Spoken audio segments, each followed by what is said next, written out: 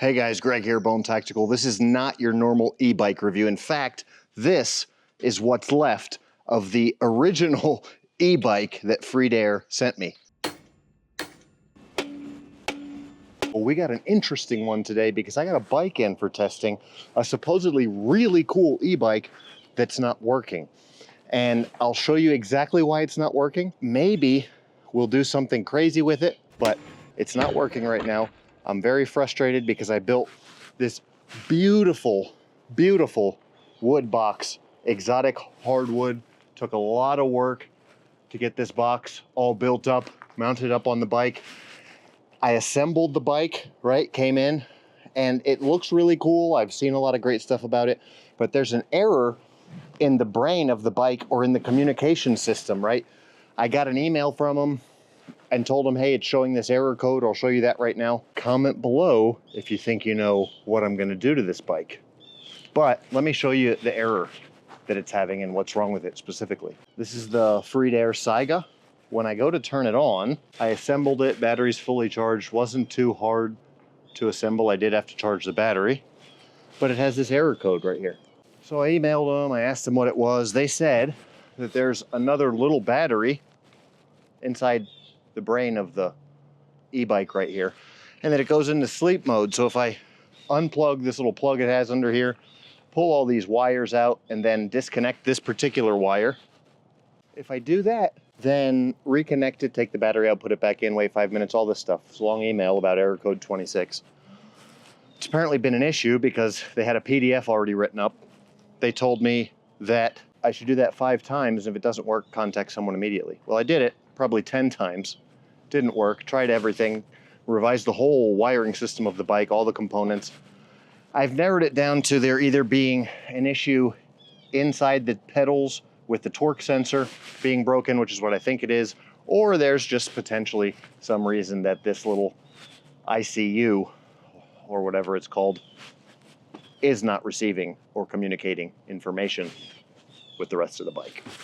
Anyway, if you guessed that I'm gonna chop up this bike with a Tomahawk, you're right. Why am I gonna do that? Well, because I need to work a little frustration out. I was planning on doing some really cool e-bike videos and going around a bike-friendly city here in Florida, bouncing around with my new exotic basket, hardwood basket that I made, and doing some work on my computer in some cool coffee shops. I'm not gonna do any of that now, unless I do it with a different bike, which I still might do. I still have other e-bikes that have been sent to me. Stay tuned for that. But right now, I'm thinking about chopping this up with the bone breacher. Why? Because I was so frustrated going back and forth with them with this that I said, you know what?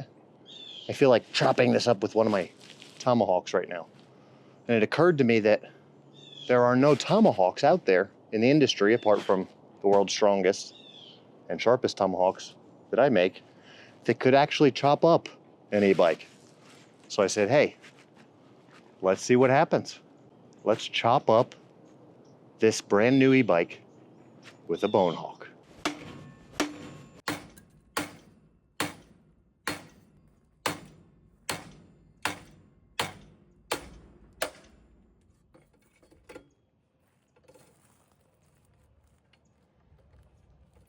So far, so good. No damage whatsoever to the Tomahawk. And the e-bike is cut in 2 on the top beam.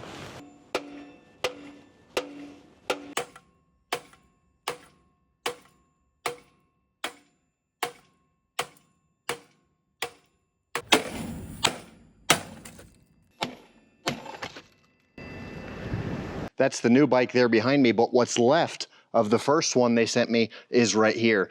That's right, I cut it in half with a bone breacher. Bone breaching Tomahawk, Bone Tactical, and cut it right in half.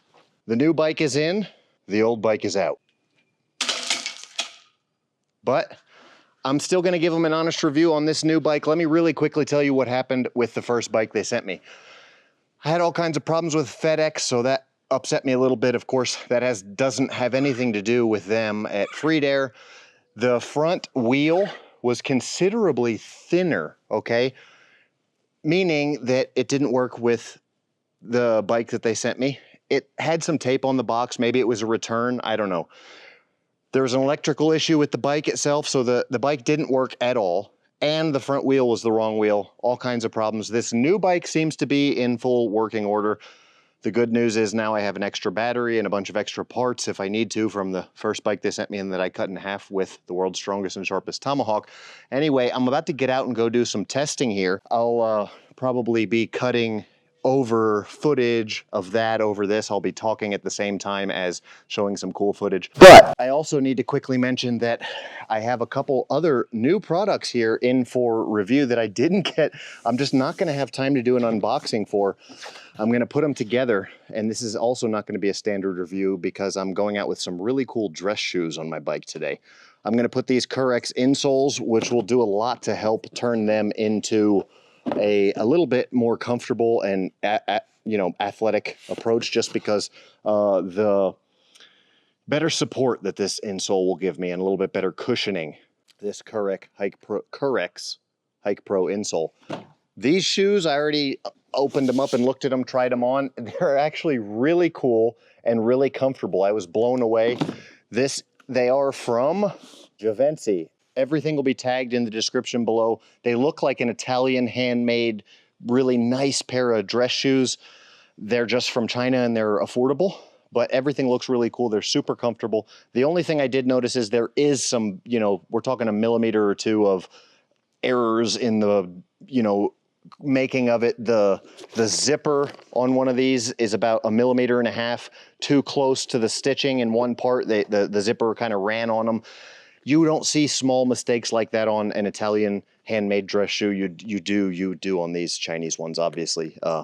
But they feel great. It feels like calfskin leather. Beautiful. It really doesn't smell like leather, what I'm surprised or used to. So, you know, I'm not going to say that it's 100% not vinyl or fake leather. These fake leathers these days, you never know. That you can tell sometimes. I can always tell by the smell, but it looks, you know, enough like leather to where I can't tell the difference. And people are really lying if you can look at somebody's shoes and tell, because these right here, you can't tell. If they're not leather, you can't tell they're not. I do believe that they are 100% real leather, but you know, I'm not gonna make any claims that I'm not 100% sure of. So I do like them though. They feel really comfortable, and I'm comfortable enough for me to be out on the town and exploring on my e-bike with them.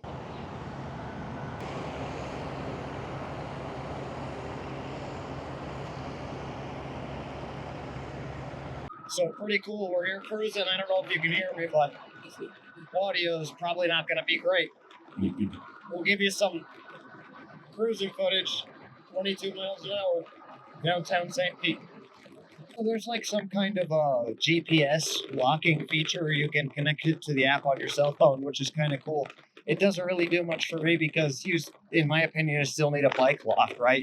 If you even turn off the electric function and somebody can't use the electric function, they'll still be able to pedal it or just pick it up and put it in the back of a pickup truck and steal your bike. So it's not like the end of the world. I've done 20 miles and I'm at 44% battery left. Pretty cool. So it does have a great range. I haven't really hardly been pedaling at all. And, you know, I think I'm using this just to bounce around downtown St. Pete and just have fun. I think my fans, you guys out there watching this, you could probably, you know, the followers and whatnot, you guys could probably find a way to use this for other things, such as preparedness type stuff. You know, being situational. As far as tactics goes, these bikes are way quieter than a lot of other options. Like a motorcycle out there, you can cover tons of ground and you're not, you know, it's not tiring at all. So they're great for recon, great for being able to cover ground. And then, you know, as long as you can charge them, then you can use it for pretty much any kind of survival type scenario as well. So if you like this video, if you want to see more Bone Tactical Hardcore reviews, thanks for watching. Let me know in the comments below. Bone out.